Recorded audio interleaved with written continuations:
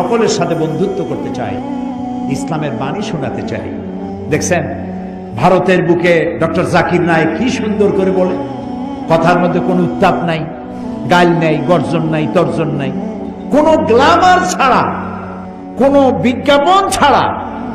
একটা টেলিভিশন চলে একটা ব্যক্তি দিয়া, যার দর্শক সংখ্যা কোটি কোটি, এবং তার শ্রোতারা মূর্খ না, যারা শোনে হাইলি এডুকেটেড পারসন, হাজার হাজার বসে বসে তার কথা শোনে। সুবহানাল্লাহ। তার কথা মনে উঠলেই আমার দোয়া আসে শুধু। আমার কাছে মনে হয় মুসলিম মিল্লাতের জন্য আল্লাহর এক নিয়ামত। আল্লাহ জাকির নায়েকের হায়াত দারাজ করে দাও, তার স্মৃতিশক্তি আরো বাড়ায় নাও। একবার শুনলাম এক মহিলা প্রশ্ন করছে ডক্টর জাকির নায়েককে যে, আচ্ছা আপনি তো বললেন হিন্দু মুসলমান খ্রিস্টান বৌদ্ধ সব ভাই ভাই, তো সব যদি আমরা ভাই ভাই হই, আমি তো হিন্দু, ওই মহিলা বলছে আমি তো হিন্দু, তা আপনার মক্কা মদিনায় আমরা যাইতে পারি না কেন? এটা কঠিন প্রশ্ন। আমি চিন্তা করলাম কি জবাব দেয়। আমার কাছেও জবাব আছে, কিন্তু উনি কি বলেন সেটা শোনা দরকার।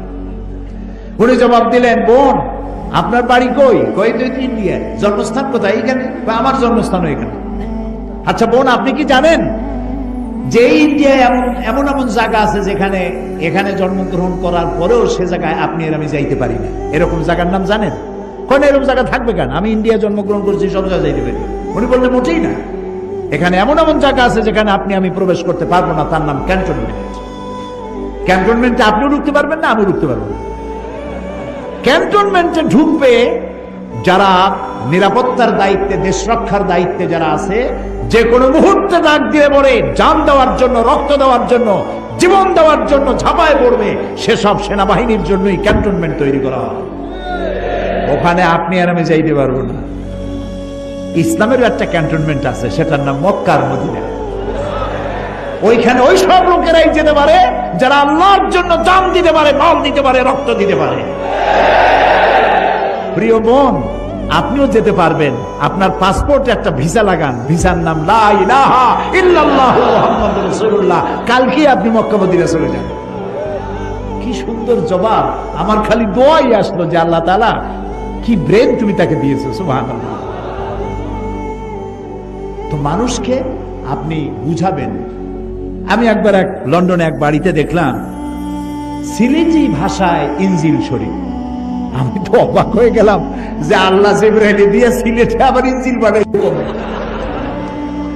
তো দেখি যে সিলেটি আঞ্চলিক ভাষা ইনজিল এতটুকু, ওর মধ্যে লিখছে ঈসা আলাইহিস সালাম আসলা, টাইম টাইম একখানা গাছের তলায় বসে আসলেন, এরকম ভাষা দিয়ে লেখা।